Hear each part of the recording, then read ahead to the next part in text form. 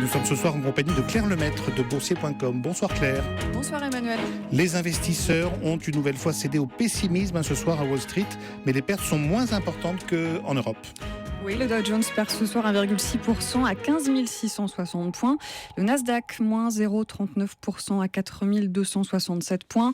Les déclarations de la présidente de la Réserve fédérale américaine hier et aujourd'hui devant le Congrès n'ont pas vraiment rassuré les investisseurs. La solidité des banques inquiète. Le secteur est sous tension ce soir comme en Europe.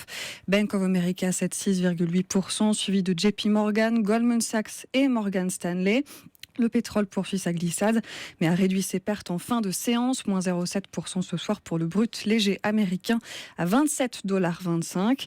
Le titre Mylan chute de 18%. Le fabricant de médicaments génériques qui a annoncé le rachat du laboratoire suédois Meda. On retiendra aussi des résultats salués pour le constructeur de voitures électriques Tesla, plus 5%, et pour l'équipementier en télécom Cisco, plus 9,7%. L'euro monte face au dollar, plus 0,27% à 1,1324 entre banques. Alors on le disait, des primes sévères en Europe, puisque le CAC 40 plonge sous les 4000 points, au plus bas depuis juillet 2013. Oui, le rebond d'hier aura été de courte durée à Paris et la rechute violente, avec un CAC 40 qui lâche 4,05% à 3897 points. Les banques ont encore été attaquées, en particulier la Société Générale qui plonge de 12,5% après des résultats 2015 sous les attentes. BNP Paribas repère aussi 6% avec Crédit Agricole moins 6,6%. Une exception ce soir, Natixis qui a publié des résultats et un dividende supérieur aux attentes. Et puis Claire, plusieurs entreprises ont été sanctionnées après la publication de leurs résultats. Le groupe pétrolier Total qui a souffert de la chute des cours du brut en 2015. Le titre perd 3,2%. Pernod Ricard lâche 6,7% après ses comptes.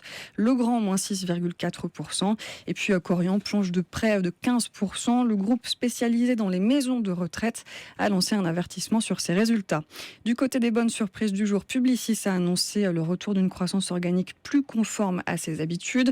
Le groupe reste toutefois prudent pour 2016. Ce soir, c'est la déprime qui règne sur les marchés européens. Chute de 2,9% pour Francfort et de 2,4% pour Londres.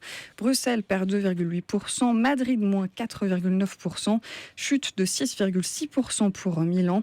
Enfin, le CAC lâche 4,05% ce soir à 4 897 points. Merci, c'était Claire Lemaître de Boursier.com.